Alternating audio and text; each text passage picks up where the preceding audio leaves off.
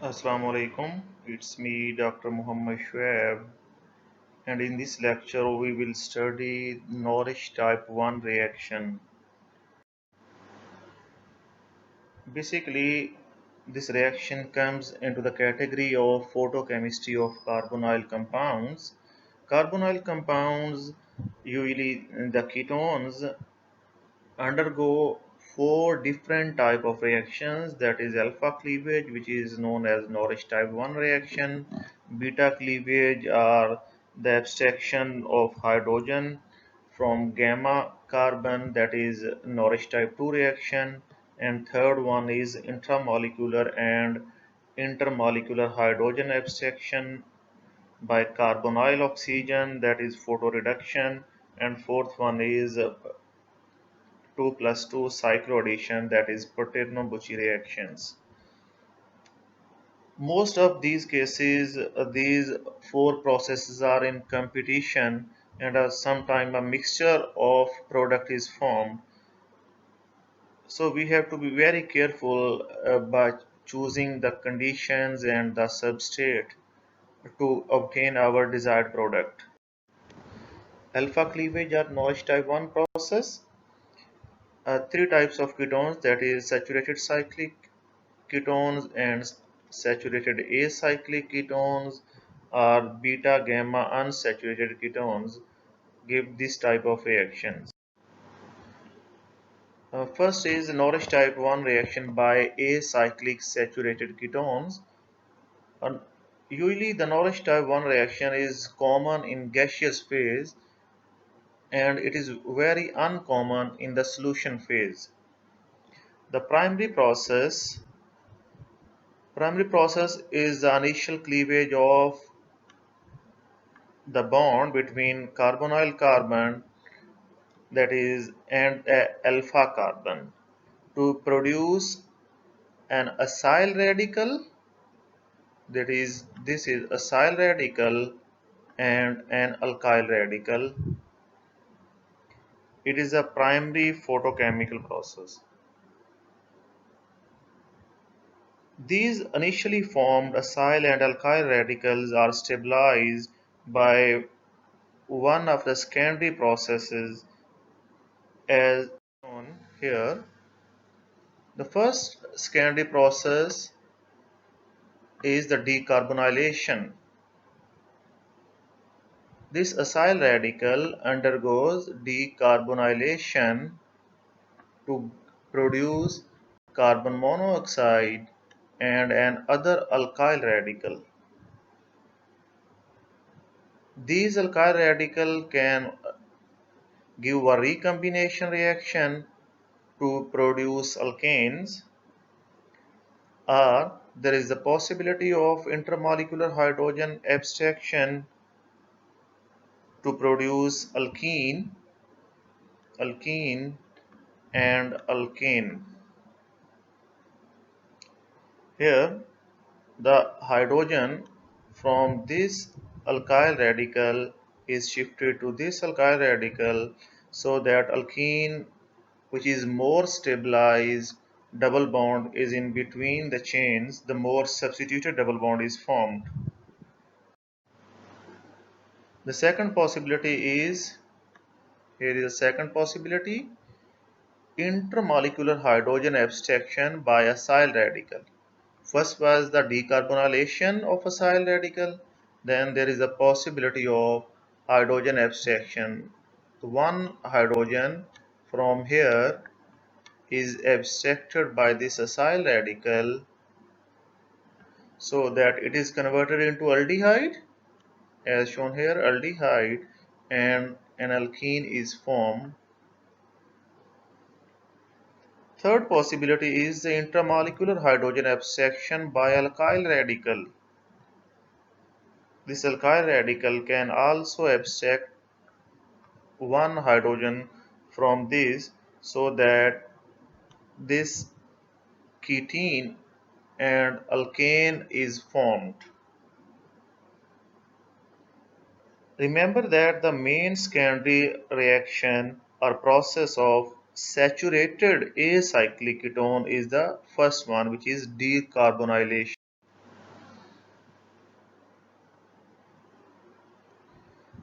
Thus, the Norrish type 1 is a two-step radical mechanism, that is primary and secondary process, and formation of an acyl and alkyl radical can be proved by using a trapping agent.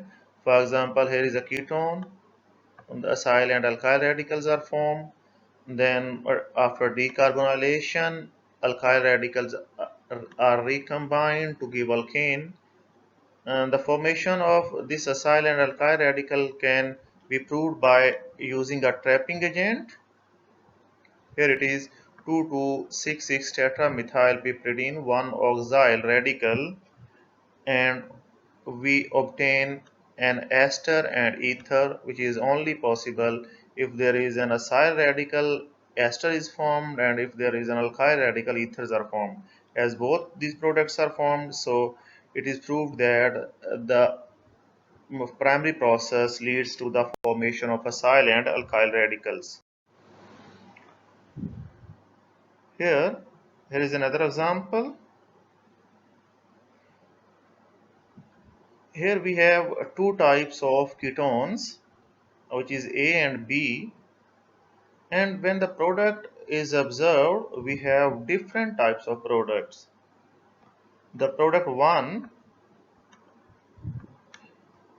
we say that A gives the product 1 after decarbonylation. After the primary process, decarbonylation takes place and alkyl radicals are recombined to give this alkane. And we see that this is the second one. After decarbonylation of B, the alkyl radicals are recombined to give this alkane. Here we obtain a third product, which is a cross product. As we can see that one part of this alkane comes from A and the other half of this alkane comes from the B. This crossover experiment also confirms the two-step radical mechanism. Here, in case of unsymmetrical ketones, the bond which leads to the most stable free radical is broken down. So this bond will be broken down to give the tertiary free radical. Remember that free radicals are electron deficient, and this will be the minor product. This is so stable that exclusively this will be the only product which is formed in this process. If both alkyl group of same or similar, then there is a little selectivity between the bond cleavage. Here this bond is will be broken down, or uh, this alpha beta bond can also be broken, so there is little selectivity.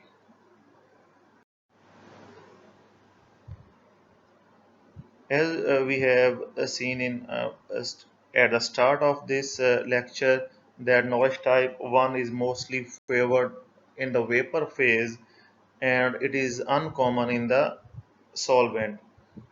But if there are inert solvent, so it will form a solvent cage which facilitates the recombination of initially generated radical pair. Thus, low quantum yield is obtained in inert solvents. So let's see, we have taken a solvent here, that is liquid phase, the primary process which will produce acyl and alkyl radical, and after decarbonylation both these alkyl radicals will be joined to produce an alkane. Norrish type 1 process is efficient in liquid phase only if a stable radical is formed. The stable radical includes allylic, benzylic, tertiary alkyl, and acyl radicals. Here is an example in the liquid phase. The first one, the, it is the primary process. It will produce a silent alkyl radical. Then after these acyl radical will undergo decarbonylation and the alkyl radical will be joined, will recombine to give alkane. It is in 100% yield.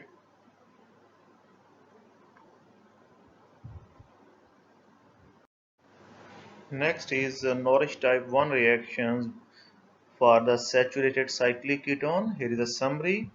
Cyclic ketones shows a greater tendency to undergo the alpha cleavage to provide acyl alkyl biradical. Norrish type 1 cleavage of acyclic ketones takes place by singlet as well as by triplet excited state, but in cyclic ketone the reaction takes place exclusively by the triplet state.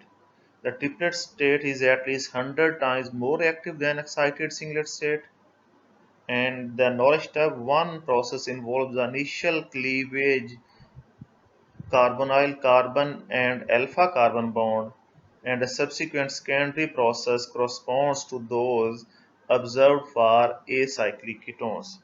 Decarbonylation of acyl alkyl diradical to give carbon monoxide and a dialkyl radical. The dialkyl radical can recombine to give cycloalkane, or it undergoes the intramolecular hydrogen abstraction to form alkene. Here we have a saturated cyclic ketone.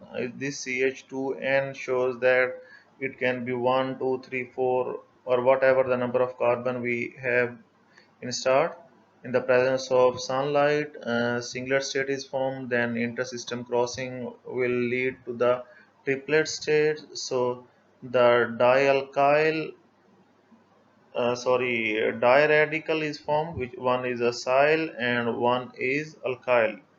And after decarbonylation, as we have discussed that it is the major process, after decarbonylation there are two possibilities: either a recombination to form a cycloalkane or the intermolecular hydrogen abstraction to form an alkene, as shown here.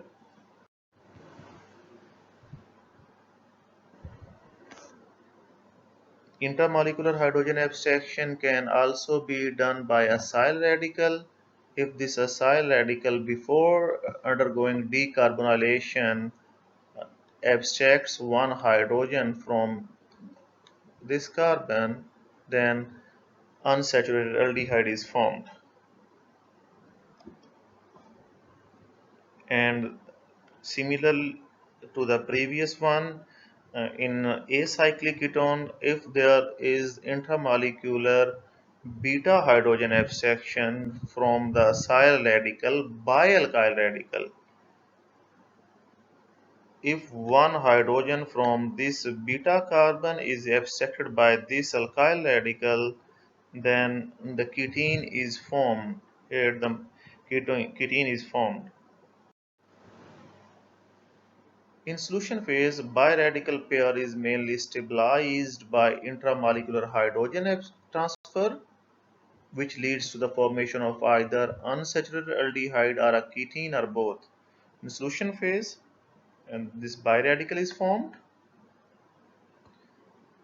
and in solution phase, decarbonylation is not a major process.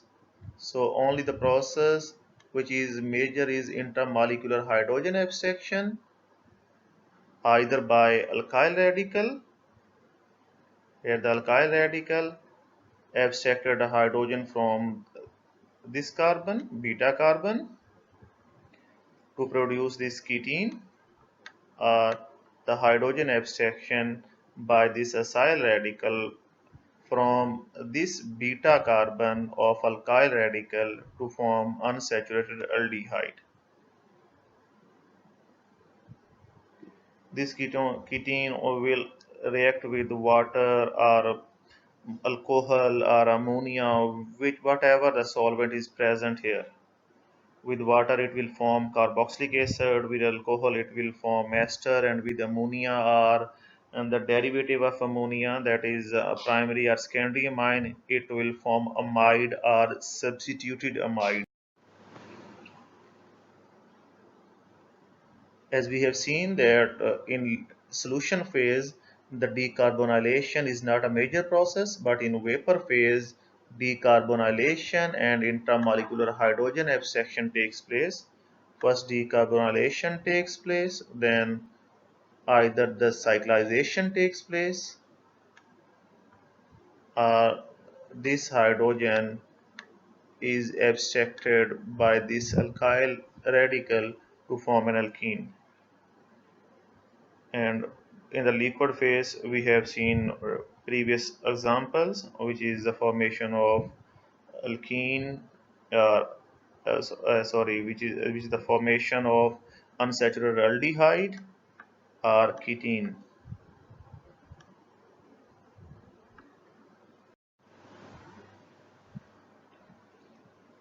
Here there is an other possibility, which is the back recombination.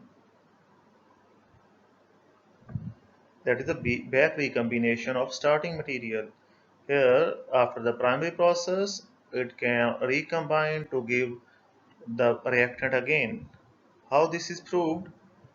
This is proved by using a suitable alpha substituted cyclic ketone, and this bond is broken, and after a recombination and the epimer is formed. Here this methyl group is out of the plane, and here this methyl group is into the plane. And that is the epimer of the reactant is formed, which proves that the recombination takes place. Here is another example. Here, here is the reactant. After recombination, it forms the epimer. That is, the configuration at one carbon is changed. And the other possibilities are, there are other possibilities.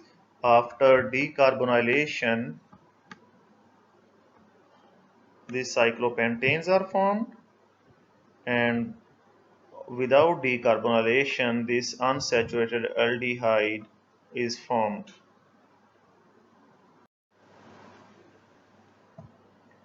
Here is another example of recombination. Now let's see the Norrish type 1 process given by cyclopentanone. In gaseous phase, these also undergo decarbonylation, and similarly one is acyl and other is alkyl radical. After decarbonylation, this 1,4 biradical either cyclizes to cyclobutane or it is cleaved to give two molecules of alkene. And the fission or cleavage to this alkene or ethylene is more efficient, as this cyclobutane is less stable. There is another example. It is a symmetrical ketone, and this bond is broken down, is cleaved, and the decarbonylation 1,4 biradical is formed. Here there are two possibilities, and one is the possibility of alkene formation 1,3-diene. It is 1,3-diene, or other is the formation of alpha beta unsaturated carbonyl compound.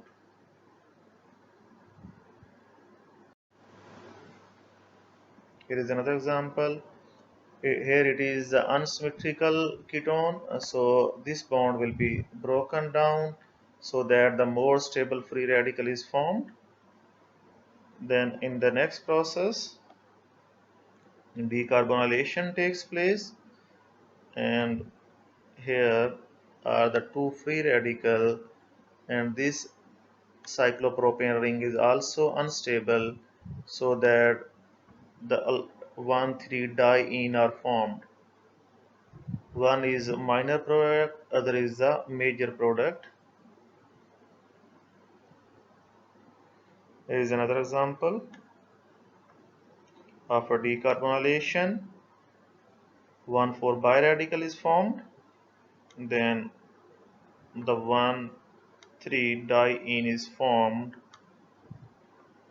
by cleavage of this cyclopropane ring. Alpha cleavage is not only given by a cyclic ketone but other cyclic compounds such as lactone. Here it is a cyclic ester, that is lactone, or sometimes lactams or cyclic anhydride also undergo alpha cleavage to give biradical. Here one possibility is this, the cleavage of this carbon-carbon alpha bond cleavage, which will give the unsaturated aldehyde. If this carbon-oxygen bond is broken down, then the intermolecular hydrogen abstraction will give us dicarbonyl or dialdehyde. Here this hydrogen is abstracted by this acyl radical so that the dialdehyde is formed. And at the last, alpha cleavage given by cyclobutanones. Cyclobutanone undergo the similar type of cleavage, which is in the singlet state, to give an acyl and alkyl radical after decarbonylation. There are two possibilities, either the cyclization, as we have seen in all the previous example, that is the cyclopropane formation, or the alkene formation. And the second possibility is that the beta cleavage and the formation of ethylene and a ketene. Here, if this bond is broken down, a cleave, and then one component is ketene as shown here, and the other is alkene. And sometimes there is a third option, which is the ring expansion and the formation of a carbene. It is only possible if there are some trapping agent like polar protic solvents. So this CH2 here, this bond is broken down and a bond is formed between this CH2 and oxygen, and a pair of electrons will come onto this carbon to form a carbene, which is more specifically called as oxocarbene. In the presence of alcohol, it will give acetal. In presence of a trapping agent like 1,3-butadiene, it gives us a 3-vinyl cyclohexanone that after ring expansion. And that's all about Norrish type 1 reaction. Thank you.